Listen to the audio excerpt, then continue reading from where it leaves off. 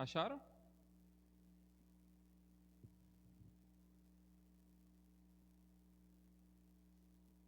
Amém? Pronto. Então vamos ler a palavra de Deus. Fala assim: Quanto a você, meu filho, fortifique-se na graça que há em Cristo Jesus.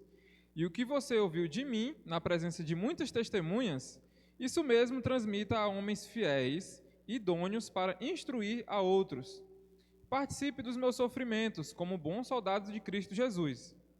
Nenhum soldado em serviço se envolve em negócios desta vida, porque o seu objetivo é agradar aquele que o recrutou. Igualmente, o atleta não é coroado se não competir segundo as regras.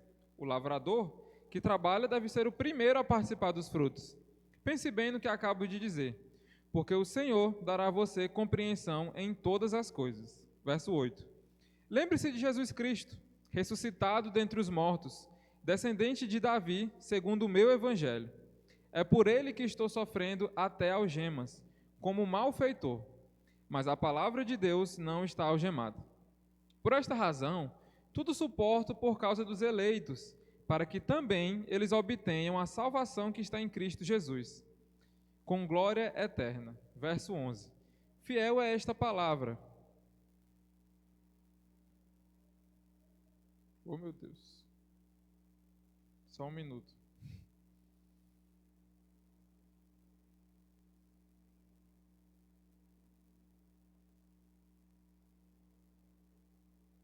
Fiel é esta palavra.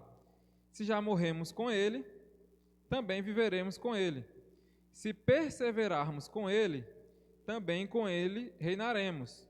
Se o negamos, ele por sua vez nos negará. Se somos infiéis, ele permanece fiel, pois de maneira nenhuma pode negar a si mesmo. Esse é o texto que a gente vai estudar hoje, irmãos. Peço que você curve a cabeça e que a gente ore pedindo discernimento a Deus para entender o que é que o apóstolo Paulo está querendo falar aqui, como que a gente consegue aplicar isso às nossas vidas. Deus, muito obrigado porque nós estamos aqui hoje reunidos. Obrigado pela vida de cada pessoa que o Senhor trouxe aqui. O Senhor, mais do que qualquer pessoa que está aqui, é interessado em que cada pessoa que está hoje aqui estivesse nesse momento aqui, Deus, ouvindo a Tua palavra, louvando, adorando o Teu nome, pedindo perdão e sendo perdoado, Pai. Muito obrigado, Deus, porque nós temos essa liberdade de poder fazer isso. Eu te peço que o Senhor nos dê sabedoria, que o que eu venha falar aqui não seja algo da minha parte, mas eu seja apenas um instrumento, Deus. Como eu fui tocado quando estava lendo esse texto, a igreja também possa ser, Deus, nesse momento. Te agradeço, Pai, porque o Senhor é bom e esse momento, Deus, ele é graças a Ti, Pai. Assim que eu te oro e te agradeço. Amém. Irmãos, quem aqui já recebeu uma carta de um presidiário? Talvez você não precise levantar a mão, né? Para não se explanar.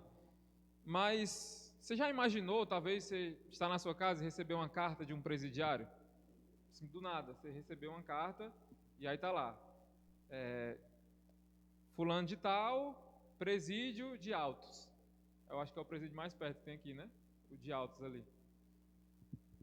Enfim, mas tem um em Altos. Seria um pouco estranho, né? Tipo, eu não tenho, pelo menos eu não me lembro, de ter alguma pessoa próxima a mim presa, né? Mas talvez você tenha. Eu não sei se é permitido mandar cartas no presídio, né? Hoje as coisas estão um pouco bagunçadas, então não sei. Tem presídio que você pode visitar, tem presídio que você não pode. Mas por que eu estou perguntando isso?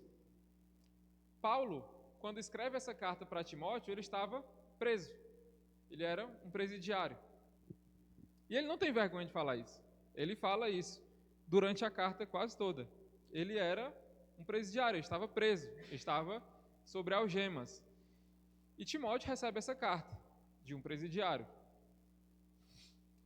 O contexto dessa carta é a seguinte: Paulo está preso em Roma por fazer algumas coisas que durante a pregação a gente vai saber porque que ele está preso. E ele escreve 2 cartas para Timóteo. Essa é a segunda. essa carta, ela tem, digamos que algumas peculiaridades.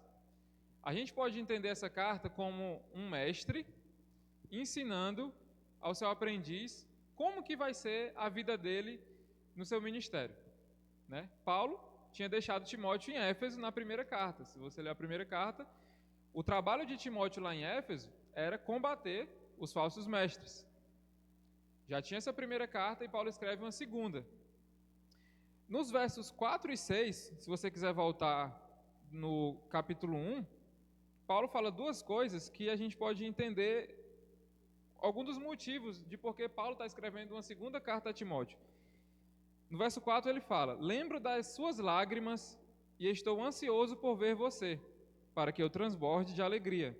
E no verso 6 ele fala assim: por esta razão venho lembrar-lhe que reavive o dom de Deus que está em você pela imposição das minhas mãos. Quando a gente lê esses dois versos, a gente consegue entender que parece que Timóteo não estava muito feliz. Porque o que Paulo lembra de primeiro momento sobre Timóteo é as suas lágrimas, né? E quando você vê o contexto da igreja de Éfeso, era uma igreja um pouco complicada. Timóteo estava lá porque ele tinha que combater os falsos mestres. Então não era a igreja mais saudável de todas as igrejas que tinha naquela época. Existiam problemas. Timóteo era jovem, possivelmente as pessoas não respeitavam ele pela sua juventude. Paulo também fala isso. E no verso 6, Paulo fala: venho lembrar-lhe de que reavive o dom de Deus.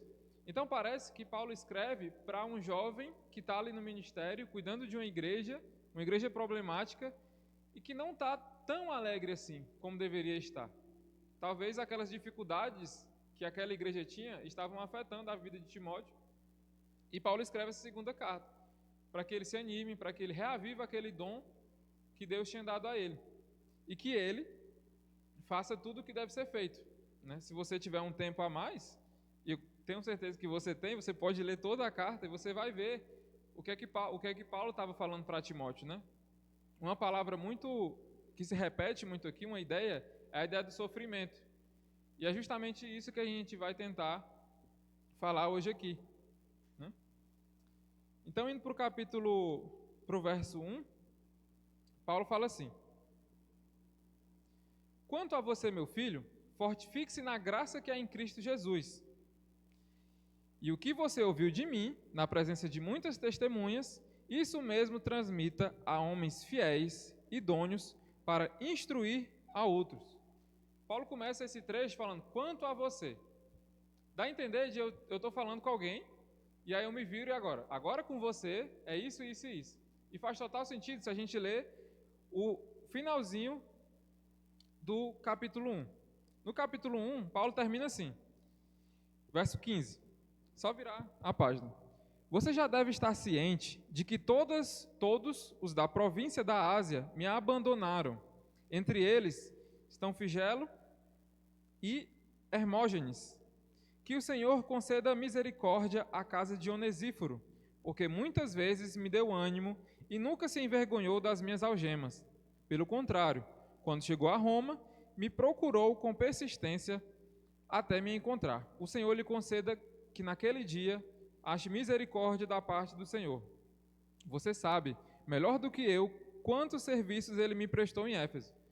Então ele termina o capítulo 1 falando que todos da província da Ásia tinham o abandonado.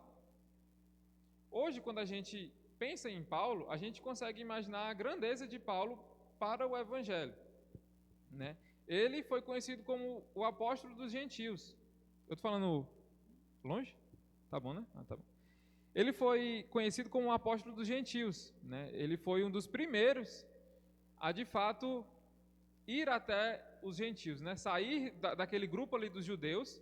Tem até uma discussão depois entre ele e Pedro sobre isso. Então, para a história do Evangelho, para todo o mundo, não só os judeus, ser evangelizado e conhecer a Deus, Paulo tem uma extrema importância. Só que agora, Paulo está no final da sua vida, essa é a última prisão que ele está, que é em Roma, e ele diz que todos da província da Ásia o abandonaram. Esses que o abandonaram não são pessoas que simplesmente passaram pela vida de Paulo ou eram colegas, conhecidos, assim, distantes. Não, eram pessoas que estavam vivendo ali com Paulo, servindo a Deus com Paulo. Essas pessoas o abandonaram. Então ele termina o capítulo 1 falando, essas pessoas me abandonaram. E aí ele se lembra de um que não abandonou, que foi Onesíforo. E aí ele tem um trecho do capítulo 1 que ele fala sobre Onesíforo. Então ele termina falando sobre o abandono e agora ele se refere a Timóteo. E a primeira coisa que ele fala para Timóteo é: meu filho, fortifique-se na graça que é em Cristo Jesus. Eu falei que essa carta é de um mestre para um aprendiz, ensinando, mostrando o que ele deveria fazer no decorrer do seu ministério. Paulo sabia, e Paulo sabia muito bem, que a vida cristã, que o ministério que ele tinha sido chamado de apóstolo, de mensageiro de Cristo, não era tão fácil assim quanto parecia. Paulo já tinha sofrido várias coisas que a gente vai ver aqui no decorrer da pregação, e ele não tinha outra coisa a não ser falar para Timóteo: fortifique-se, a caminhada vai ser difícil, então fortifique-se. Mais na frente ele vai dar uns exemplos de atleta, de lavrador, de soldado. Isso vai fazer sentido, mas isso é a lógica. Quando eu vou fazer uma coisa, eu primeiro treino.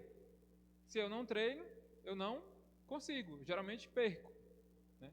Então, tem até aquele ditado, né, que você tem que passar mais tempo afiando o machado do que, de fato, cortando a árvore, né? Tem um jeitinho certo de falar, mas o que ele quer falar é: fortifique-se agora, porque o restante da caminhada vai ser bem difícil, muito difícil, né? Paulo, se você ler toda a carta, você vai ver que em nenhum momento ele mente para Timóteo sobre como ia ser difícil a vida cristã, como ele ia sofrer perseguições, como ele ia sofrer prisões dentro do seu contexto, como ele ia sofrer abandono das pessoas que estavam ao lado dele. Para vocês terem uma ideia, eu vou dar um exemplo aqui. É como se todos nós aqui somos cristãos, estamos todos unidos, um corpo de Cristo. E quem abandona, vamos supor que eu abandono a igreja, eu saio da igreja e falo mal da igreja. E faço de tudo para que essa igreja fosse assim por água abaixo. Esse era o abandono que Paulo sofria. Não eram de pessoas de fora, de pessoas daqui de dentro. Então é você olhar para o irmão do seu lado e esse irmão lhe abandonar. Esse era o tipo de abandono que Paulo sofria. Para vocês terem uma ideia de como de fato era ruim esse abandono que Paulo sofria. No verso 2 ele fala: e o que você ouviu de mim, na presença de muitas testemunhas, isso mesmo transmita a homens fiéis, idôneos para instruir a outros. Paulo sabia que uma das coisas mais importantes para que uma igreja, e no caso a igreja de Éfeso, fosse uma igreja firme, uma igreja viva, uma igreja que de fato se importasse com o evangelho, é que existissem líderes ali. Então o que Paulo fala é: o que você ouviu de mim, e ele vai falar em todo o restante da carta o que seria esse ouviu de mim, instrua outros homens. Qualquer homem? Não. Homens fiéis e idôneos. Por que homens fiéis e idôneos? Porque esses homens iam instruir outros homens. Então, as primeiras coisas que Paulo fala para Timóteo é: Timóteo, fortifica-se. Fortifique-se na sua força? Não. Fortifique-se na graça que é em Cristo Jesus. Depois disso, instrua outros homens. Instrua as coisas que você aprendeu por si só? Não. As coisas que você aprendeu de mim. Paulo estava falando isso. E Paulo tinha, digamos que, moral para falar isso, né? Paulo era um perseguidor de Cristo. E no momento que ele teve um encontro com Cristo, ele, digamos que teve aquela metanoia, né? Que é aquela ideia de: eu estou indo para um caminho e aí eu faço a volta completa. Então Paulo sabia de fato o que era o evangelho. Ele tinha perseguido o evangelho. Ele sabia muito bem o que era perseguir e o que era ser perseguido. Então, no verso 1 e 2, Paulo fala isso: fortifica-te na graça em Cristo e instrua homens fiéis e idôneos para que esses homens instruam outros homens. Porque só assim a igreja, no caso a igreja de Éfeso, ele está falando aqui, vai ser uma igreja forte, uma igreja viva, uma igreja que não vai ter esses problemas de falsos mestres. E aí ele continua no 3. E o 3 é um dos versos mais importantes de toda a nossa pregação. Ele fala assim: Participe dos meus sofrimentos como um bom soldado de Cristo Jesus. Se a gente pensar nos dias de hoje, parece um pouco estranho o apóstolo Paulo, que a gente conhece como o cara que plantou igrejas e fez viagens e desbravou uma parte do mundo evangelizando, o apóstolo que teve um encontro com Cristo, chamar o seu discípulo para sofrer. Eu tenho certeza que se um dia eu chegar na casa do Ronaldo, 10 horas da manhã, e falar assim, Ronaldo, vamos ali capinar um lote? Eu encontrei um lote ali, não é meu, não é teu, a gente não vai ganhar nada, mas vamos lá capinar. Vamos sofrer um pouquinho no sol quente? Eu acho que ele vai pensar duas vezes. Eu pensaria duas vezes. Geralmente, quando você chama alguém para fazer uma coisa boa. Você chama alguém para, vamos comer, vamos conversar, vamos jogar bola, vamos jogar vôlei. Agora, venha sofrer comigo, isso não faz sentido. Não é uma coisa normal. Se você, em algum dia, chegar para mim, vamos sofrer, eu vou fazer algumas perguntas para entender de fato o que significa isso.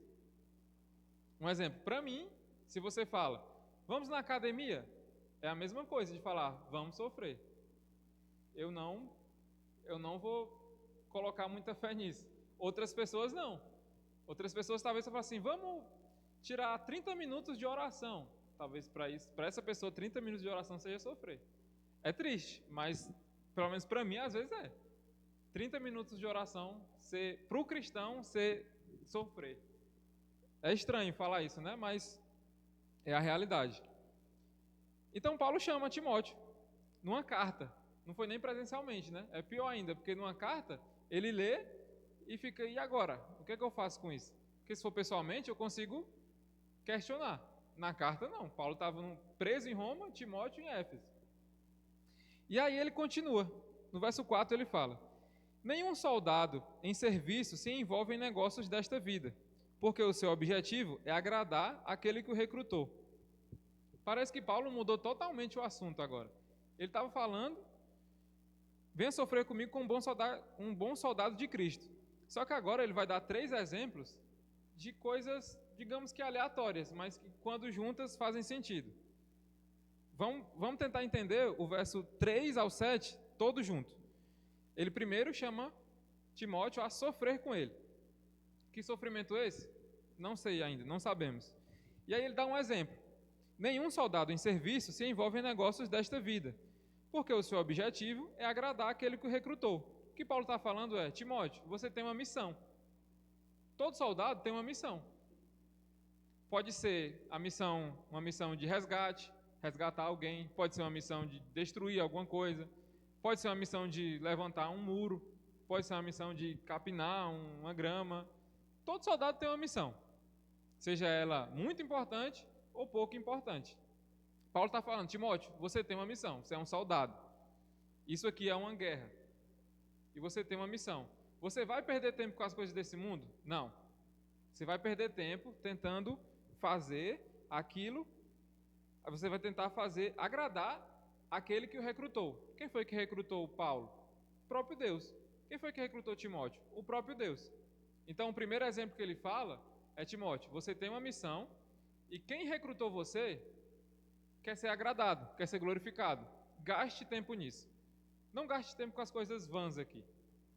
Em vários momentos, a gente vai ver em algumas cartas Paulo falando sobre fábulas que não têm fim, ou sobre conversas que as pessoas tinham naquela época que não levavam a nenhum local. E é mais ou menos isso que Paulo fala para Timóteo. Talvez a gente possa imaginar o que seria hoje perder tempo com as coisas aqui da terra. A gente foi recentemente lá no Esperança Garcia, e aí o texto que a gente leu foi um texto de Mateus que falava sobre preocupações.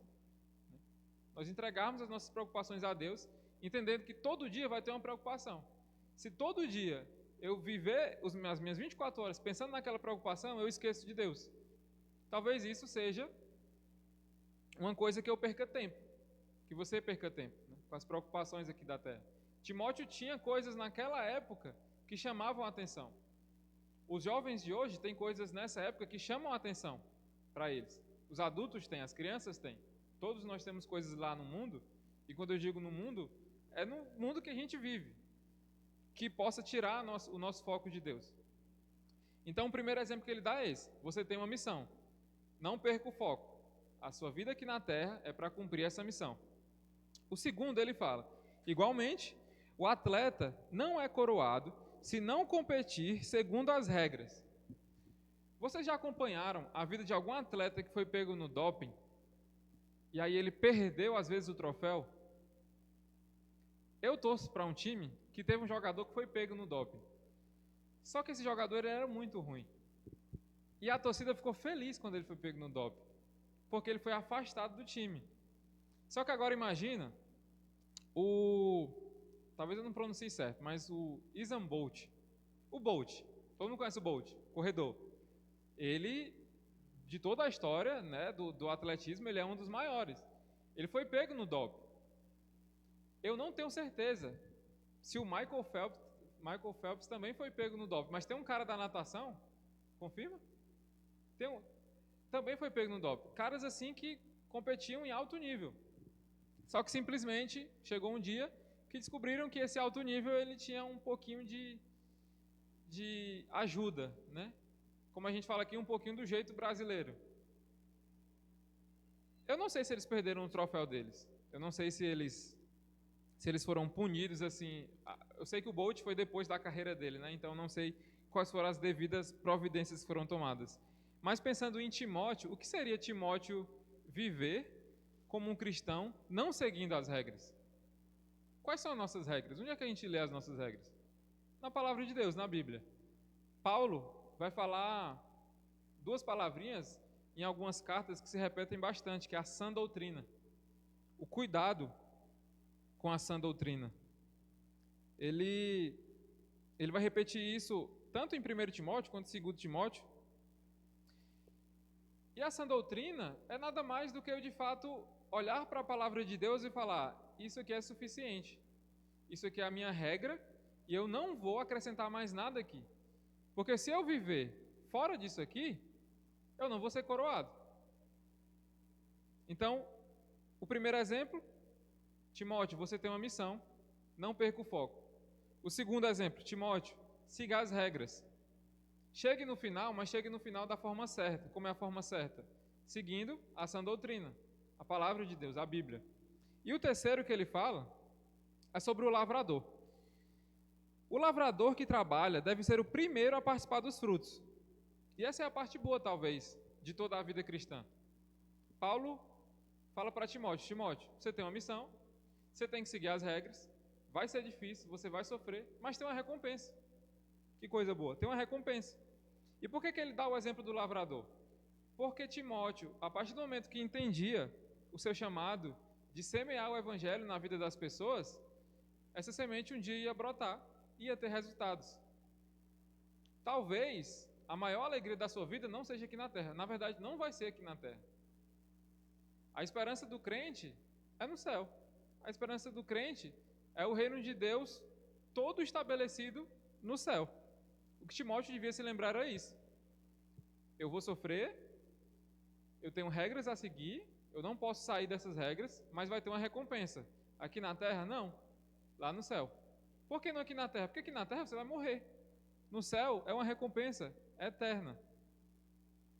Então ele dá esse exemplo do verso 3, chamando Timóteo a participar dos seus sofrimentos, e no 4, 5 e 6 ele fala sobre esses exemplos. Agora, algumas perguntas interessantes sobre esse sofrimento. O que é que Paulo está falando sobre esse sofrimento? A primeira é, afinal de contas, por que Paulo estava sofrendo? Na época de Paulo, existia uma forte perseguição aos cristãos. Talvez você já foi evangelizar na rua, já evangelizou alguma pessoa próxima a você, seu amigo, parente, não sei, e talvez no máximo que essa pessoa falou foi: eu não quero ouvir. Só que na época de Paulo, era um pouco diferente. Na verdade, era bastante diferente. Existia um imperador chamado Nero. E esse imperador, ele era muito ruim. Muito, muito ruim. As calamidades que ele fazia com os cristãos naquela época eram aterrorizantes. Paulo estava preso justamente porque ele estava proclamando o Evangelho. Eu tenho certeza que nenhum de nós aqui fomos presos um dia porque proclamamos o Evangelho. No Brasil, nós temos ainda essa liberdade de proclamar o Evangelho de forma com que nada aconteça com a gente. E eu digo ainda porque a gente já vê algumas coisinhas acontecendo. Algumas coisas que, se você falar, talvez se eu falasse numa pregação que vai no YouTube, a igreja poderia fechar. Então, tem muita coisa que a gente já consegue ver acontecendo que há 10 anos atrás talvez a gente olhasse e pensasse, não, isso não vai acontecer aqui. Paulo vivia isso na prática. Ele era perseguido. Quem estava fazendo Paulo sofrer? Justamente o imperador Nero. Foi o primeiro imperador romano a iniciar uma perseguição aos cristãos. Em sua época, isso é muito interessante.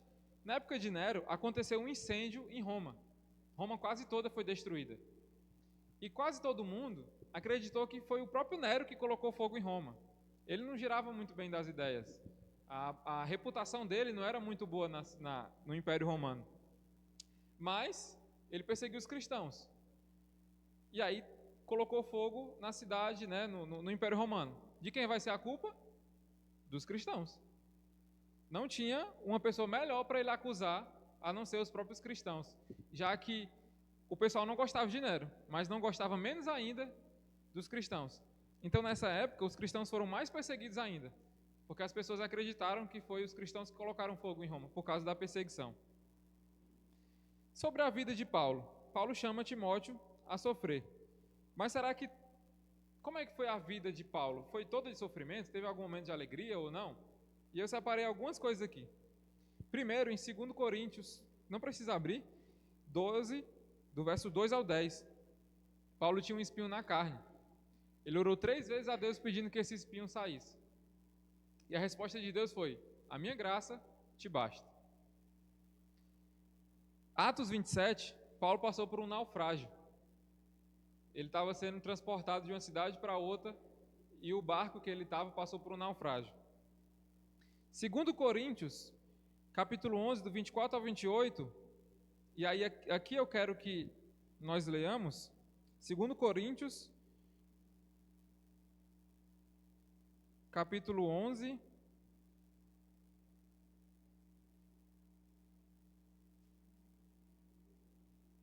dos versos 24 ao 28.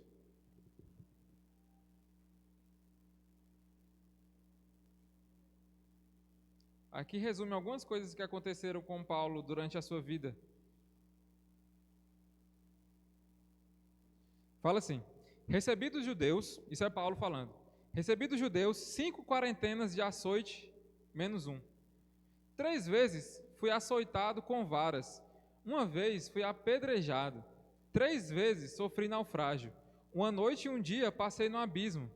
Em viagens, muitas vezes em perigos de rios, em perigos de salteadores, em perigos dos da minha nação, em perigos dos gentios, em perigos na cidade, em perigos no deserto, em perigos no mar, em perigos entre os falsos irmãos, em trabalhos e fadiga, em vigílias muitas vezes, em fome, em sede, em jejum muitas vezes, em frio e nudez. Além das coisas exteriores, me oprime cada dia o cuidado de todas as igrejas. Isso é o maior missionário. Alguns consideram o maior missionário de toda a igreja, falando como foi a vida dele. Frio, fome, nudez, açoite, prisões. Paulo foi preso 4 vezes. Paulo foi preso em Filipe, em Jerusalém, em Cesareia e em Roma. E Paulo foi traído também. Vamos ler 2 Timóteo 4, do 14 ao 18. 2 Timóteo 4, do 14 ao 18. Fala assim: Alexandre, o ferreiro, me causou muitos males. O Senhor dará retribuição de acordo com o que ele fez. Tome cuidado com ele também você, porque resistiu fortemente às nossas palavras. Na minha primeira defesa, ninguém foi ao meu favor. Todos me abandonaram. Que isto não seja posto na conta. Mas o Senhor esteve ao meu lado e me revestiu de forças, para que através de mim a pregação fosse plenamente cumprida, e todos os gentios a ouvissem, e fui libertado da boca do leão. O Senhor me livrará também de toda obra maligna e me levará salvo para o seu reino celestial. A Ele glória para todo sempre. Amém. Alexandre o Ferreiro era alguém que Paulo talvez deveria contar na hora do seu julgamento. Mas Alexandre virou as costas. Ele fala que não teve ninguém ao seu favor na hora do seu julgamento. E volta a falar, Paulo era um dos maiores apóstolos missionários de toda a história do Evangelho. E essa foi a vida dele. E aí a pergunta que talvez volta para a gente é: como que a gente tem sofrido pelo Evangelho?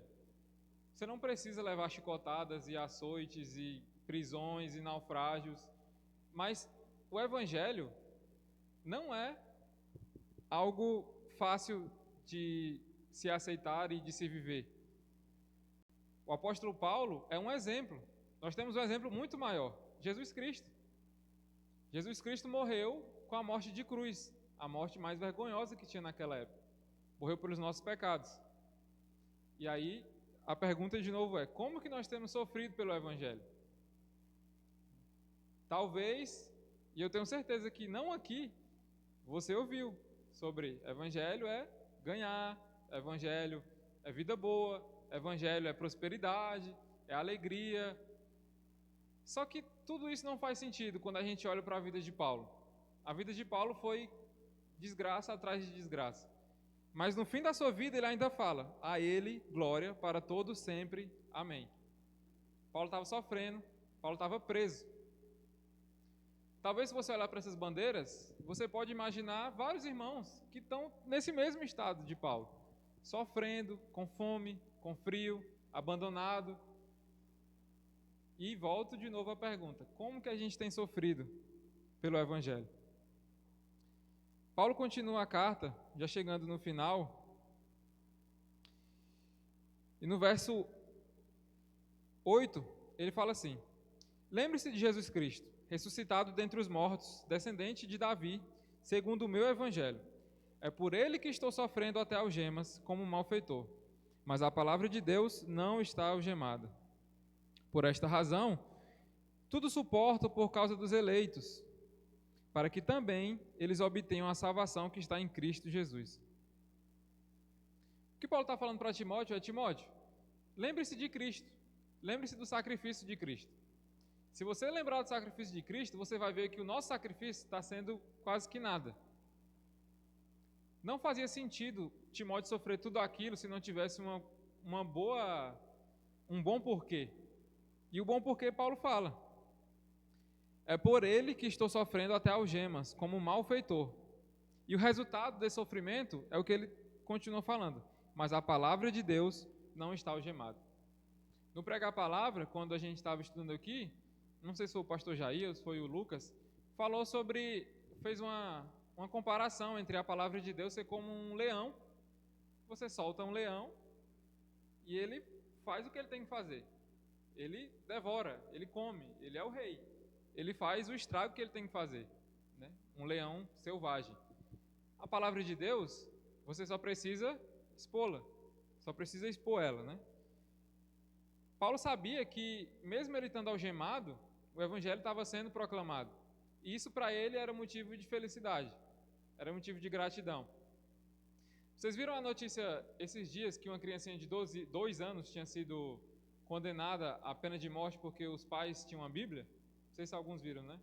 O Portas Abertas que lançou essa notícia lá, né? Que inclusive é um portal que você pode confiar. 2 anos de idade. Ela foi presa e condenada à pena de morte porque os pais dela tinham uma Bíblia. O Rafa já falou sobre a Bíblia, eu não vou repetir o que ele falou. Mas, se você comparar o que Paulo estava pensando naquele momento, é mais ou menos o que os irmãos desses países pensam também. Eles não pedem oração para que acabe o sofrimento, que acabe a perseguição. Eles pedem oração para que eles permaneçam fiéis, porque eles sabem que vai ter perseguição. O nosso erro é achar que não vai ter nenhuma perseguição. O nosso erro é achar que daqui a 30 anos, essa liberdade aqui, essa igreja, ela ainda vai estar assim intacta, sem ninguém nunca ter tentado fechar as portas dela. mas vai acontecer. Uma vez eu estava numa igreja no EBD e o irmão estava falando sobre isso, e aí teve uma irmã, a senhorinha já, ela falou assim: isso é coisa de quem não tem fé em Deus. Deus não vai deixar um cristão, um filho seu, desamparado, sofrendo perseguição. E eu acredito que ela não falou por mal. Talvez ela não tinha entendido muito bem as coisas ainda. Mas a verdade é que a Bíblia fala sobre essa perseguição. Paulo sofreu perseguições, Timóteo sofreu, Jesus Cristo sofreu. Por que nós seríamos os escolhidos, os melhores, e achar que nada vai acontecer? Talvez você tenha a sorte de viver numa era onde esse tipo de perseguição não está acontecendo. Mas se a sua vida toda é cristã, nunca, em nenhum momento, uma voz se levantou contra você porque você estava fazendo as coisas que agradam a Deus, isso é um motivo de você ficar preocupado. Tinha um pastor antigo meu que ele falava que se está tudo bem, é porque nada está bem. Se a sua vida está muito tranquila, tudo dando certo, tudo legal, prosperidade, e família, e carro, emprego, e está tudo bem, peraí, então, se Satanás é a pessoa que mais tem vontade de fazer com que a nossa vida seja destruída, e está tudo indo bem, vamos ligar o pisca-alerta aqui e entender o que é que está acontecendo. Quem que eu estou agradando? No livro Cartas de um Diabo ao Seu Aprendiz, vocês podem ler esse livro, é muito bom depois, o autor fala que Satanás não está preocupado com uma pessoa que está dentro da igreja, mas que está vivendo como se estivesse fora. E é mais ou menos isso, quando a sua vida está tudo bem e não tem nenhuma aflição, não tem nenhum problema. O diabo não está preocupado em derrubar cristãos que já estão derrubados, e às vezes dentro da igreja. Então que a gente venha pensar um pouco sobre isso também.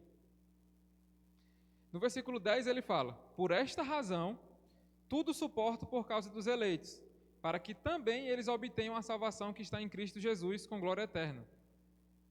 Paulo sabia que ele era só um instrumento. Paulo sabia que o futuro do mundo não estava nas mãos dele. Ele tinha plena certeza disso. Ele era apenas um instrumento. E ele fala: eu suporto isso por causa dos eleitos. Eleitos é aquele que já foi escolhido, né? Paulo não está escolhendo a dedo quem vai ser salvo. Ele está falando, os eleitos, não fui eu que escolhi. Não sou eu que estou fazendo essa seleção aqui. Não sou eu que estou fazendo isso com a minha própria força. Paulo era apenas um instrumento. Ele tinha plena certeza disso. E ele sabia que o resultado disso era que essas pessoas fossem salvas. E no verso 11, já chegando no fim, de fato, ele termina, e eu acredito, com uma verdade que deveria ser uma verdade, digamos que máxima, uma verdade absoluta. Fiel é esta palavra: se já morremos com ele, também viveremos com ele. Se perseverarmos também com ele, reinaremos. Se o negamos, ele por sua vez nos negará. Se somos infiéis, ele permanece fiel, pois de maneira nenhuma pode negar a si mesmo. Ou seja, se eu morro com Deus, eu vivo com Deus. O que é que Paulo falava? Que morte para ele era lucro. No 12, se persevero com Deus, também com ele eu reino. Então até agora as coisas vem de um lado, vai do outro. Se o negamos, ele por sua vez nos negará. O que é que Paulo, Mateus lá em 7, 22 e 23 fala isso: afasta-te de mim, eu não vos conheço. Pessoas essas, nesse contexto aqui de Mateus 7, 22 e 23, expulsaram demônios, oraram e converteram pessoas, mas no final de tudo, Deus falou: afasta-te de mim, eu não conheço vocês. Então, se eu nego Cristo aqui na terra, lá no céu não, lá no inferno também serei negado. E no 13 ele fala: agora, se somos infiéis, ele permanece fiel. Por quê? Pois de maneira nenhuma pode negar a si mesmo. No final das contas, irmãos, tudo o que acontece, toda essa perseguição, desde os primeiros cristãos, desde quando não existia essa igreja formada, essa igreja que eu digo, esse contexto aqui, desde quando Cristo ainda não estava aqui, essa perseguição que acontecia com o povo, que aconteceu com Paulo, que aconteceu com Cristo, que acontece hoje com esses países que estão aqui, esses países perseguem os cristãos. Tudo isso é para a glória de Deus. O maior preocupado e interessado com que pessoas conheçam a verdade não é o pastor Samuel, o Rafa, o Daimon, o Joab, eu, vocês. Não, o maior preocupado é o próprio Deus. Então o que ele está falando é, se vocês forem infiéis, e Paulo está falando isso para Timóteo, Deus permanecerá fiel. Se em algum momento, algum irmão daqui fala assim, eu não quero mais essa vida de cristão, a obra de Deus, ela vai continuar do mesmo jeito. O que a gente tem que entender é que é um privilégio participarmos dessa obra. É um privilégio estarmos sentados hoje aqui ouvindo a palavra de Deus.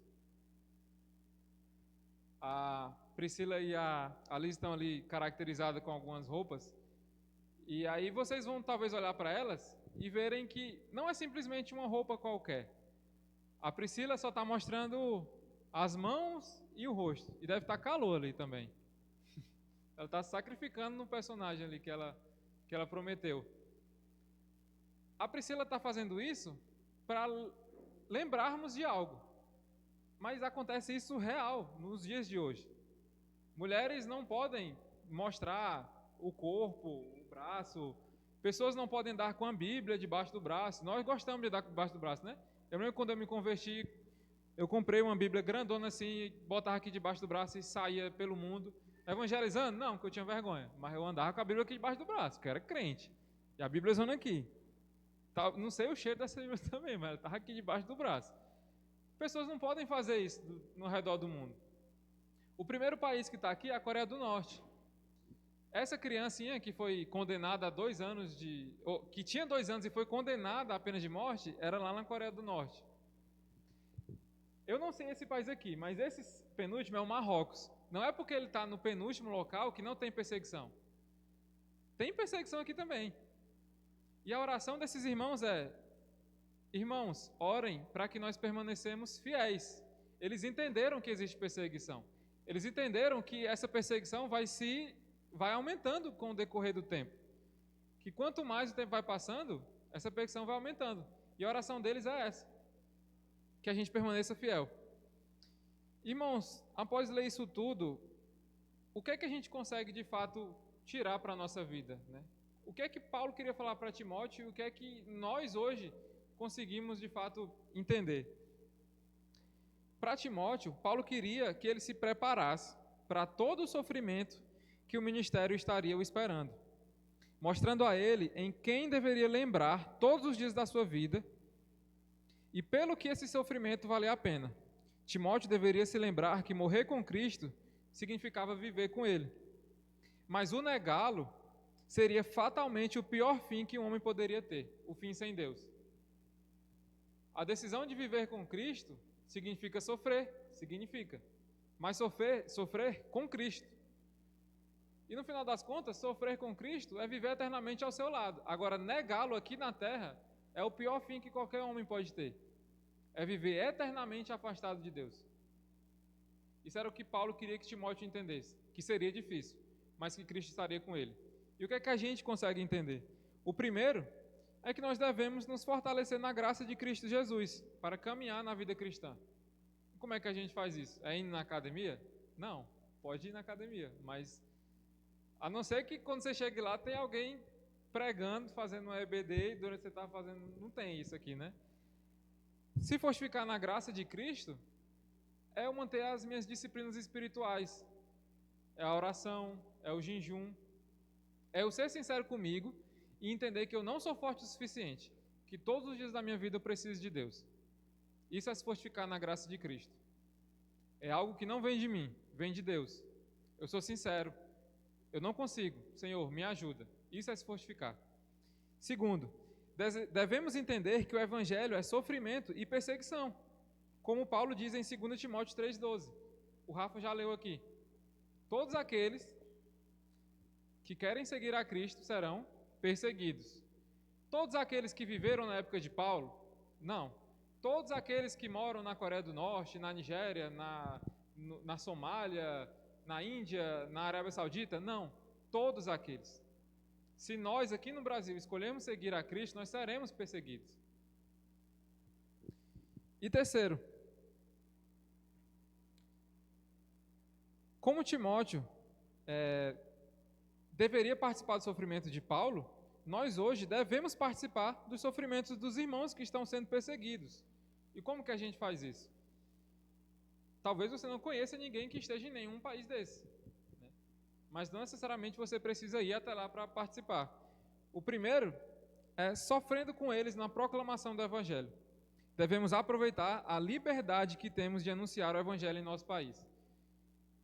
A primeira forma que a gente consegue ajudar esses irmãos é entendendo a nossa realidade e aproveitando a nossa realidade. Nós temos liberdade. Se nós quisermos sairmos hoje aqui com uma bandeira escrito Jesus salva e sair nas ruas, no máximo alguém vai xingar a gente. No máximo vai acontecer isso. Você tem liberdade de pregar para o seu pai, para sua mãe, para o seu irmão, para o seu filho. E a gente, a maioria das vezes, não faz isso. E é triste, porque quando eu digo a gente, eu estou incluso nisso. Quando eu li Timóteo para trazer a pregação, eu fiquei, o que eu estou fazendo? Por que eu estou perdendo tempo em coisas tão fúteis aqui na terra? Paulo falou para Timóteo, você tem uma missão. A Nhalma tem uma missão, o Ronaldo tem uma missão, a Sara tem uma missão, nós todos temos uma missão. Proclamar o Evangelho, glorificar a Deus. Então, o primeiro ponto é eu entender a liberdade que eu tenho aqui no nosso país. Por enquanto, essa liberdade ela é momentânea. A gente não pode se enganar. Segundo, devemos chorar e interceder pelos nossos irmãos que estão sendo perseguidos por conta do Evangelho. Interceder, de fato, colocar o joelho no chão. E qual é a nossa oração? Para que acabe a perseguição? Não, não vai acabar a perseguição. A nossa oração é para que aqueles irmãos se permaneçam fiéis. Para que cada dia a força deles se revigore, que a cada dia a misericórdia de Deus se renove na vida deles. Alguns irmãos já devem saber disso, não sei se toda a igreja, mas o meu objetivo com a Sara é servir nos povos muçulmanos. Isso é motivo de, nossa, que legal? Não, não é. Na maioria das vezes será que vale a pena? Tipo, será que eu olho para, sei lá, a Nigéria, a Arábia Saudita, será que vale a pena eu estar no meio do fogo, né, no meio da bala perdida, como o pessoal fala? Vale a pena porque Paulo fala que a palavra de Deus não está algemada. A proclamação do Evangelho é isso. É você se entregar totalmente e ser um instrumento de Deus. Então que a gente possa nos nossos dias interceder, dobrar os joelhos e orar pela vida desses irmãos. E pelas nossas vidas também. E por último, devemos nos lembrar constantemente que o sofrimento de Cristo foi muito maior do que o sofrimento que Paulo, que Timóteo, que esses irmãos estão passando. O sofrimento de Cristo foi vergonhoso. O sofrimento de Cristo trouxe salvação para as nossas vidas.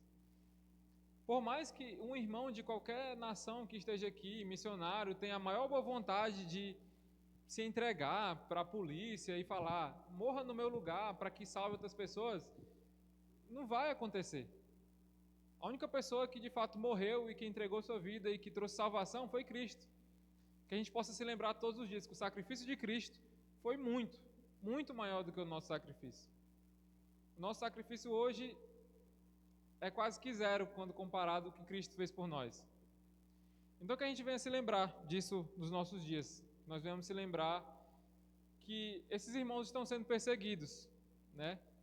Após o culto, a gente vai ter um momento de ceia e que a gente possa se lembrar do corpo e do sangue de Cristo, que foi entregue também por esses irmãos. Dê uma olhada naqueles dados lá no final, para verem o quão alarmante é, né? E talvez você nunca vá até lá, mas eu tenho certeza que se ajoelhar na sua casa, você pode fazer isso. E a oração de Deus, ela consegue ir até lá. A sua oração consegue ir até lá, né? Você pode, talvez, falar com a Sara, com o Daimon, comigo, com a Priscila.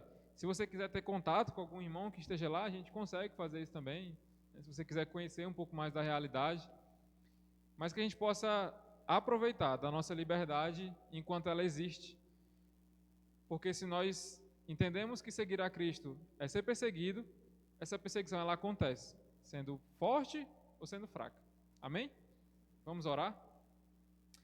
Deus, eu quero te agradecer por esse momento, eu quero te agradecer porque o Senhor nos libertou do pecado, o Senhor nos livrou da tua ira. Hoje, Deus, estamos aqui num país que temos a liberdade de poder cultuar o teu nome, e às vezes a gente não tem noção disso, Pai. Que o nosso coração ele venha arder, Deus, pela tua presença, que a nossa vida seja uma vida entregue a ti, que a gente possa se lembrar, Deus, dos nossos irmãos que estão sofrendo em vários locais do mundo, Pai, por causa da proclamação do teu evangelho. E se algum dia, Deus, nós fomos essas pessoas, Deus, que estejamos presos ou estejamos sendo perseguidos, Deus, pelo evangelho de forma mais severa, que o Senhor venha fortificar a nossa fé, Pai. Que o Senhor venha nos preparar como igreja brasileira, Deus, para conseguir sofrer, Deus, essa perseguição. Muito obrigado, Deus, pela tua palavra, que ela venha continuar sendo a nossa regra, o livro, Pai, que de fato a gente entende que é a tua palavra, Deus. Que a gente possa guardá-la no nosso coração e praticá-la todos os dias, Pai. Assim que eu te oro e te agradeço. Amém.